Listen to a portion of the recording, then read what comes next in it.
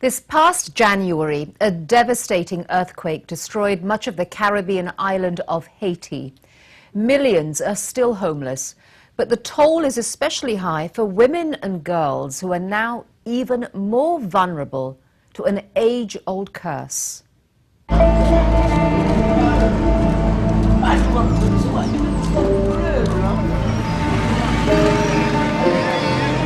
In Haiti today, running simple errands, even in broad daylight, can be dangerous. 13-year-old Katiana was going to the market to get bread for her mother. As I got closer to the bakery, I saw a man sitting and looking suspiciously at me. As Katiana passed him, he suddenly grabbed her. He put one hand on my neck and the other one over my mouth and threw me on the ground. He asked me to pull down my panties. The trauma of the day before is evident. Her damaged eye, her bandaged head. Katiana tells a social worker how she tried to fight off her attacker. He took the rock and hit me a couple of times with it. Then he started to strangle me. Then, miraculously, a passer-by intervened. Not only was the attacker caught, but Katiana managed to escape. Many others don't. Here in Haiti, violence against women and girls has been endemic for decades. But since the 12th of January earthquake flattened the island, leaving tragedy and devastation of an unprecedented scale, the plight of women and girls has only got worse. An estimated 1.5 million people left homeless by the quake are living on the streets, mostly in flimsy, makeshift shelters. There is no protection from the elements or from intruders. Without homes and security, so many girls and women who survived the disaster are now even more at risk of violence. Many of them are victims of rape or harassment or of certain injustices. De harcèlement et aussi bien parfois aussi de certaines injustices de la part d'autres femmes ou bien aussi d'autres hommes. Les femmes vivent aujourd'hui dans des campements. Women today are in the Il y a une camps forte where concentration there de is a huge population concentration of people, et and this avec tout ce has que its cela consequences. comporte de conséquences. One of the consequences is that girls and women again find themselves the targets of violence as men take out their frustration at the cramped, squalid living conditions on them. And he says protecting them is now a near impossible task for the Haitian National Police Force, which itself lost hundreds of officers and many police stations in the earthquake's devastation. La justice et la police The et toutes les justice system institutions and the police ont and été all victimes the de cette institutions situation. were victims of what happened. Making the situation even more tragic, many of the victims of sexual violence are very young. A large number are under 18, and even younger victims are all too common. Santania is just 13 months old. 2 months after the earthquake, her mother Elias left her in their makeshift shelter with her 8-year-old sister while she went to fetch water. On the way back, Elias saw her boyfriend leaving her tent. But when I got home, I saw what he had done. She found her baby, Santania, on the floor of their tent, having been sexually assaulted by her boyfriend. Santania spent a month in hospital with serious internal injuries, and 6 weeks after the attack, Elias still grapples to comprehend why it happened. Even if I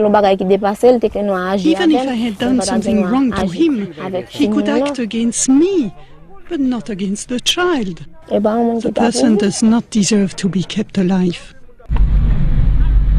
To try to prevent cases like Katiana's and Santania's, security inside some camps is being improved.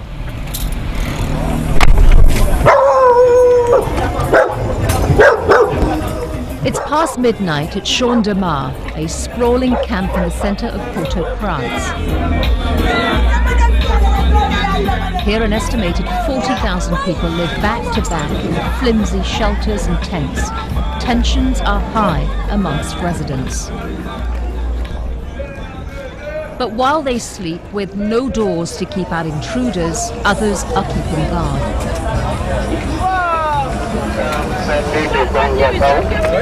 Members of the now depleted Haitian police force have teamed up with the United Nations police, led by Captain Molina, to patrol the camp at night.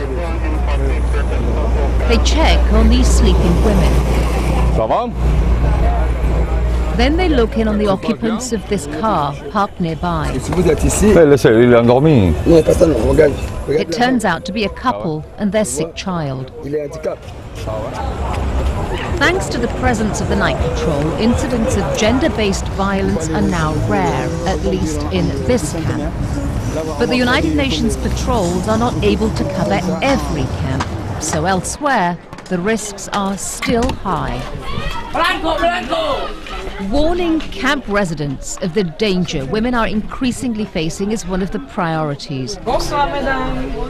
So Haitian women's organization Kai Fam, which is supported by the United Nations Development Fund for Women, UNIFEM, dispatches teams of volunteers to the temporary camps and sites scattered across the city.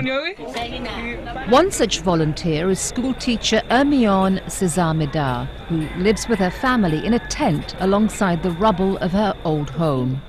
I've got 3 daughters, and if something were to happen to any of them, I would be completely devastated. So that's why I became a volunteer. In this camp in Canapé Vert, one of the hardest hit areas in the earthquake, she warns women not to leave their daughters alone. I consider these girls alone the most vulnerable. There are many bad people. You don't know who's going to do what, but you try to prevent anything happening.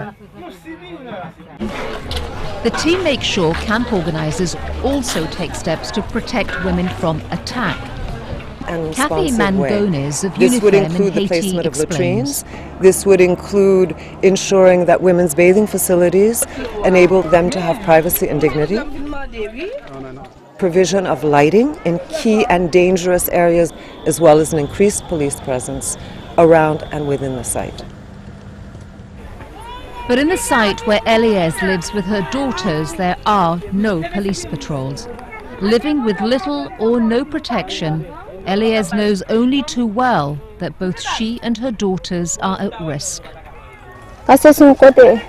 I'm living in this place alone with my children. There is no one helping me. I pray to God with my heart. I pray to God to change the situation.